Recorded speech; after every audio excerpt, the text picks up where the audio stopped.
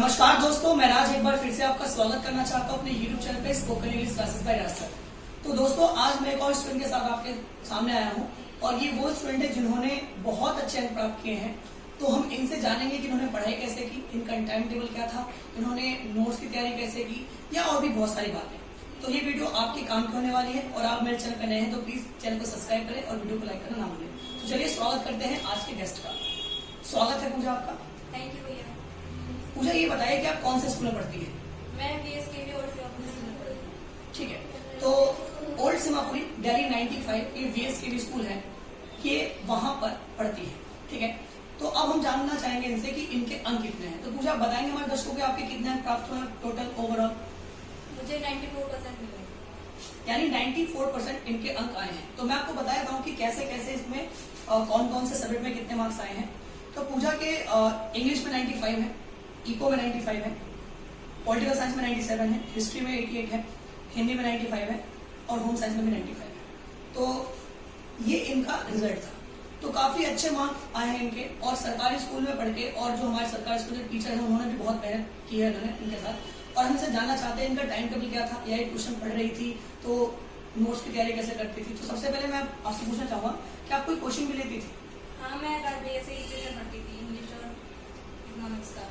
ठीक है, तो ये मेरे पास करीब 9th क्लास से भी हमारे ETP में जो पढ़ रही थी पहले रवि सर से पढ़ती थी 9th 10th में, फिर हमारे पास 11th में पढ़ी और 11th में भी इन्होंने इकोनॉमिक्स में अपने स्कूल में सबसे ज्यादा अंक प्राप्त किए थे। इन्होंने 90 मार्क्स आए थे इनके और उसके बाद इन्होंने तैयारी की। तो अब इनसे जानना चाहते हैं इनका टाइम टेबल कैसा रहा। आप टाइम टेबल बताइए अपना। मैंने टाइम टेबल किसी पेपर पे नहीं बनाया था, हमेशा माइंड में रखा था। जैसे रोज रोज के हमारे काम बदलते रहते हैं, तो एक दिन पहले ही सोचना है कि नेक्स्ट डे मेरे को ये काम करने हैं, तो उनके बीच में मैं इतनी पढ़ाई कर सकती हूँ। और मुझे पता होता था कि मैं सुबह उठ के कभी जल्दी पढ़ाई नहीं कर सकती थी, तो मैं लेट नाइट ही पढ़ाई करती थी। ठीक है, वैसे तो बच्चों को एडवाइस मेरी यही रहती है हमेशा कि वो जल्दी उठ के पढ़ाई किया करें, लेकिन आजकल आप सबको पता है कि हमारे व्हाट्सएप और फेसबुक से ज्यादा फुर्सत नहीं मिल पाती है।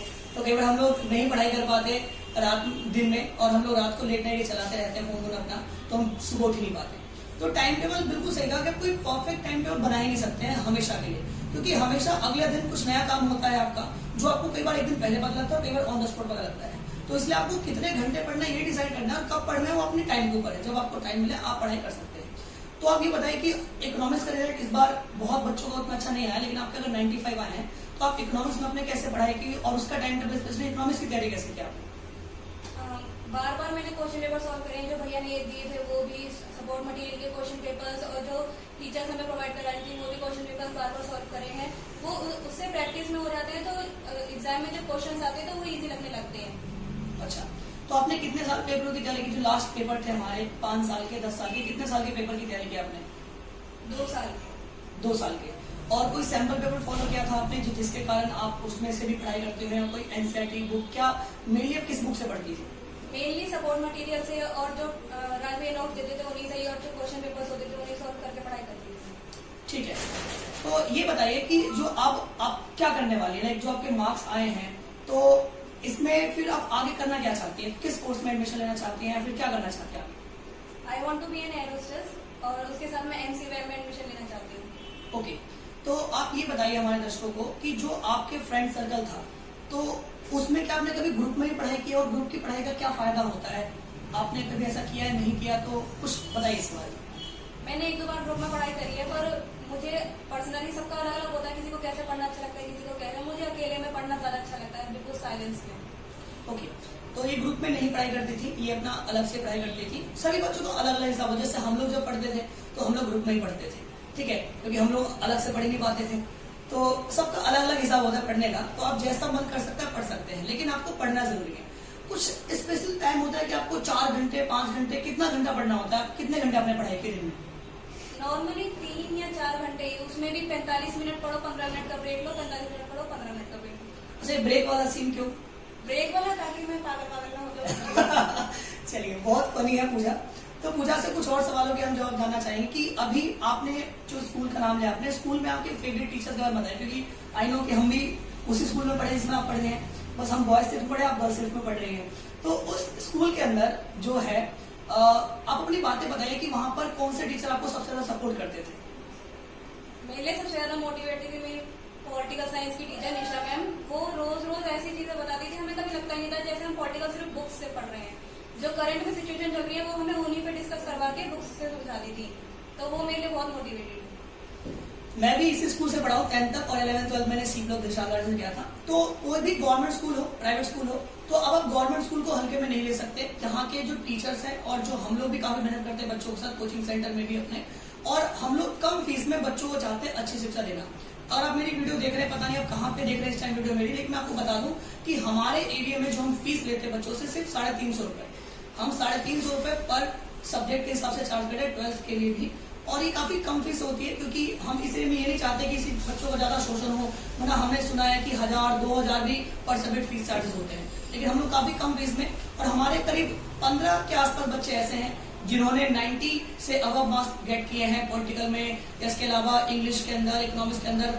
और हमारे 80 जो बच्चे हैं जिनके 80 से ऊपर है, ऐसे 30 से 35 बच्चे हैं। तो मैं सबके इंटरव्यू तो नहीं ले सकता आपके, लेकिन हाँ कुछ ऐसे बच्चों के इंटरव्यू में आपके लिए जरूर लेकर आऊंगा जो आपको इंस्पायर करेंगे, आपके लिए मददगार साबित हो सकते हैं और आपको भी अच्छे अंक दिला सकते हैं। तो जाते आते क्या कोई टिप्स, कुछ अपना राज बताना चाहेंगे अपने आने वाले स्टूडेंट के लिए जो और अच्छे नंबर लेके आए? कोई भी सुझाव हमारे बच्चों को? एग्जाम हमेशा सीक्वेंस से करना चाहिए और कट्टा पीटी बिल्कुल नहीं करनी चाहिए, नहीं तो एग्जामिनर बहुत गुस्सा हो जाता है, फिर मार्क्स काटने लगता है। अच्छा, तो अच्छा जी, बहुत बढ़िया। तो कोई आपको ये नहीं करना कि काटा पीटी कम करनी है, और सीक्वेंस है, ये नहीं कि चौथा क्वेश्चन पहले कर रहे हैं, फिर उसके बाद दूसरा कर रहे हैं, फिर सातवां बाद में कर रहे हैं। तो लाइन वाइज यानी सीक्वेंस से आपको क्वेश्चन आंसर करना है, तो आपको अच्छे नंबर मिलेंगे। तो जो आपके मार्क्स आए हैं, आई नो कि मम्मी पापा का एक तो योगदान होता है सबसे ज्यादा, हम कुछ भी अचीव करें लाइफ में। इसके अलावा आपके लाइफ में जो आपके अच्छे अंक हैं, तो किसने मोटिवेट किया आपको सबसे ज्यादा? कोई भी जो उन्होंने आपको मोटिवेट किया, उनका नाम दे सकते हैं?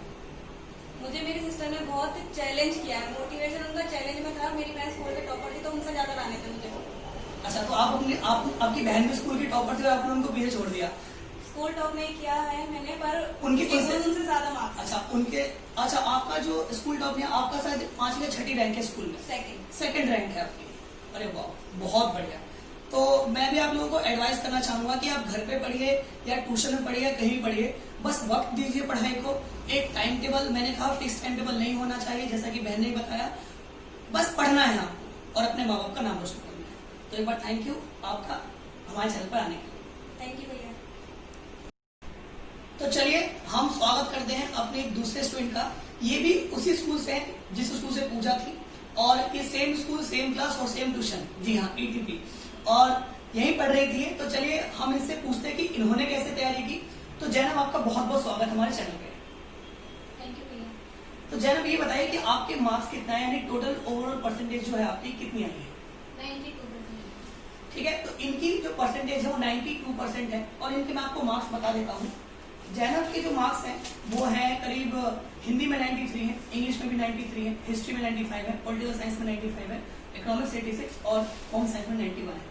तो इनकी जो टोटल परसेंटेज है वो 92% है। और आपने किन किन सब्जेक्ट की पढ़ाई की थी? ट्यूशन कौन कौन सब्जेक्ट का पढ़ा था? Eco, English.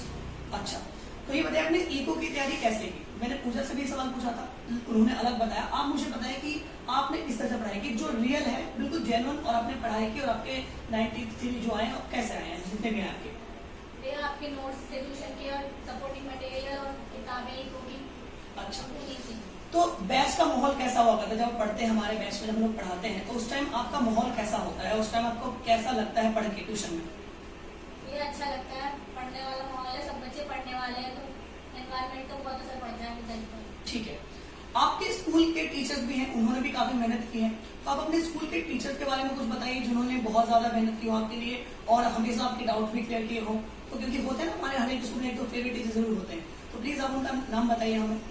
Favourite teacher political science की निशा कपूर मैम है, उन्होंने बहुत मोटिवेट करा है पूरी क्लास को। वो एक दो बच्चे पर रोल देती है, पूरी क्लास पर करती थी, उनका फोकस था जी। अच्छा, तो पॉलिटिकल में अभी कितने मार्क्स है बेटा, एक बार फिर बताइए। 95। अच्छा, तो अभी बताइए घर पे कितना टाइम देती थी अपनी पढ़ाई को? और क्योंकि जैसा कि हम सभी जानते हैं कि लड़कियों को घर का भी काम करना पड़ता है, खाना वाना बनाना पड़ता है और फिर पढ़ाई भी करनी पड़ती है, तो ये टाइम मैनेज कैसे करते थे ये बताइए। ये 2 से 3 घंटे पढ़ते थे स्कूल में, घर पर। अच्छा, ठीक है, तो 2 से 3 घंटे, तो टाइम सुबह का होता था शाम का होता था? हाँ देखिए बताइए। ये शाम का टाइम होता था, सुबह में तो स्कूल जाते हैं, फिर ट्यूशन आते हैं, तो शाम को टाइम मिल पाता है। अच्छा, तो शाम के टाइम 2 से 3 घंटे में आपका काम हो जाता था, और जो अब नोट्स और वो स्कूल जो पढ़ती थी जो उसके अंदर ही, या कुछ एक्स्ट्रा आपने एफर्ट डाले थे कि आपने ट्यूशन के नोट्स के अलावा या स्कूल के नोट्स के अलावा कुछ अलग से भी अपने खुद के नोट्स बनाए, सेल्फ मेड नोट्स?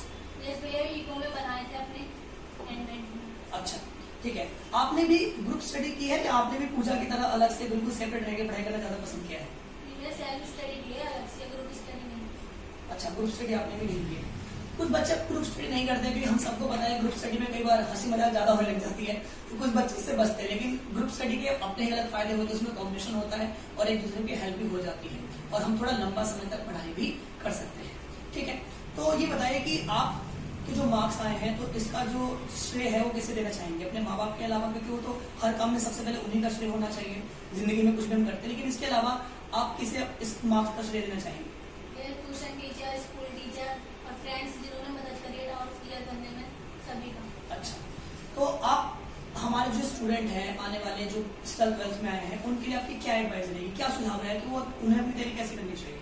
मेरे फर्स्ट प्रायोरिटी तो पढ़ाई को करनी चाहिए 12th में, इसके बाद और मौका नहीं मिलते। अच्छा, तो आपके 11 में कितने मार्क्स थे ये बताइए आप? टोटल परसेंटेज याद है? करीब 75 थी। 75 के आसपास थी और आपकी अब 12th में जो है करीब 92 है। ठीक है, चलिए बहुत बहुत थैंक यू जनाब आपका हमारे साथ जुड़ने के लिए। थैंक यू भैया। चलिए मैं आपको अपने एक और स्टूडेंट से आपका रूबरू कराता हूँ। ये भी इसी क्लास में और सेम स्कूल के स्टूडेंट ही हैं। तो क्योंकि इस स्कूल में जो सेक्शन जो इको वाले सेक्शन के स्टूडेंट थे उसमें से करीब 15 से 16 बच्चे मेरे पास ही पढ़ते थे और उसमें से काफी बच्चों के अच्छे नंबर आए। अभी सब मेरे पास उपस्थित नहीं, लेकिन मैंने सोचा कि 3-4 बच्चों से आपका सामना कराया जाए और आपको बताया जाए कि कैसे हमारे जो स्कूल के स्टूडेंट हैं, हमारे सीमापुरी के जो BSTB स्टूडेंट हैं, कैसे मेहनत की उन्होंने और कैसे अपने हार्ड वर्क से, हमारी मेहनत के साथ साथ में स्कूल के टीचर्स की जो एफर्ट थे उन सब के बाद इन्होंने अच्छे अंक प्राप्त किए। तो चलिए हम अपने एक और स्कूल के जो टॉप 5 में आने वाले स्टूडेंट हैं हम उनसे मिलेंगे, उनका नाम पूछेंगे और उनके बारे में और जानेंगे कि उन्होंने पढ़ाई कैसे की। तो नमस्कार, कैसे हैं आप? ठीक है, नाम बताइए अपना। My name is Nargis. Nargis, Nargis ये बताइए कि आपके मार्क्स कितने आए हैं? 92.6%। 92.6। आपकी रैंक क्या है, कुछ पता है आपको? इनकी स्कूल में 3rd है रैंक, यानी कि जो इनका स्कूल है, जो स्कूल टॉपर्स हैं उनमें इनका 3rd रैंक है। इनकी जो एक फ्रेंड है उनका 2nd है और जो अभी हमारी दूसरी बहन गई थी उनकी भी टॉप 5 के अंदर ही उनका भी रैंक आता है। ठीक है, तो करीब स्कूल के टॉप 5 टॉप 6 में हमारे स्टूडेंट के नाम है, जो कि हमारे लिए बहुत प्राउड मूवमेंट है और स्कूल के लिए भी, क्योंकि स्कूल के टीचर्स ने बहुत मेहनत की है। तो हम इनसे और जानना चाहेंगे कि इनके पर्टिकुलर और सब्जेक्ट में नंबर कैसे है। मैं आपको बताया था, मैंने लिख रखे हैं। तो जैनब, सॉरी नरगिस, आपके मार्क्स मैंने लिखे नहीं, आप मुझे बता सकते हैं आपके मार्क्स कितने आए थे? क्योंकि मैंने इन बच्चों के लिखे थे, आप अपने मार्क्स बताइए। इंग्लिश में 91। ठीक है, और हिंदी में 94। ठीक है, ऑल साइंस में 98। 98 के, हिस्ट्री में 92। ओके, इको में 88। चलिए तो इनके मार्क्स भी काफी अच्छे आए हैं। तो सबसे ज्यादा आपने किस सब्जेक्ट में मेहनत की थी ये बताइए? कौन सा सब्जेक्ट आपके लिए बहुत टफ था, किसमें आपने सबसे ज्यादा मेहनत की थी? लाउडली बोलिए थोड़ा। इको। इकोनॉमिक्स में मेहनत की थी आपने सबसे ज्यादा, लेकिन आपके सबसे ज्यादा मार्क्स आए हैं पॉलिटिकल साइंस में, ये कैसे हुआ? क्योंकि मेरा इंटरेस्ट ऑल साइंस में ज्यादा है। अच्छा, लेकिन मेहनत आपने इको में ज्यादा की थी। अच्छा, तो आपका फेवरेट सब्जेक्ट कौन सा है? All science. ऑल साइंस आपका फेवरेट सब्जेक्ट है। तो आपने उसकी पढ़ाई कैसे की, जरा बताइए। वो कैसे बच्चे 98 लाते हैं, जरा बताइए हमारे स्टूडेंट्स को। सबसे पहले तो हमारी जो ऑल साइंस की टीचर है वो निशा मैम है, जिन्होंने बहुत मेहनत की और उन्होंने बहुत अच्छे नोट्स प्रोवाइड किए और अलग से बुक्स भी हम सबको प्रोवाइड की। उनकी हेल्प से पढ़ा और इसीलिए। अच्छा, आपके मार्क्स इतने अच्छा है। ठीक है, तो ये बताइए कि आप कैसे पढ़ाई करती थी? टाइम टेबल क्या था आपके पढ़ाई करने का? कोई फिक्स टाइम टेबल तो नहीं था, लेकिन जब भी मैं पढ़ती थी तो 2-3 घंटे और लेट नाइट ही पढ़ती थी। सुबह उठ करके नहीं। कि सुबह उठ के आप सीधा स्कूल जाते थे? अच्छा, इंग्लिश आपकी जो आपके इंग्लिश में कितने मार्क्स बताए आपने? 91 बताए। ठीक है, तो इंग्लिश में आपने तैयारी कैसे की? इंग्लिश में तैयारी मैम के नोट्स और जो बुक्स में क्वेश्चन आंसर्स है और बस नोट्स ट्यूशन के। अच्छा, ट्यूशन के नोट्स, स्कूल के नोट्स और बाकी सारी आपने तैयारी की। आपने पिछले कुछ सालों के पेपर भी सॉल्व किए? हाँ, कुछ 2 साल पहले की। 2-3 साल पहले के पेपर सॉल्व किए थे।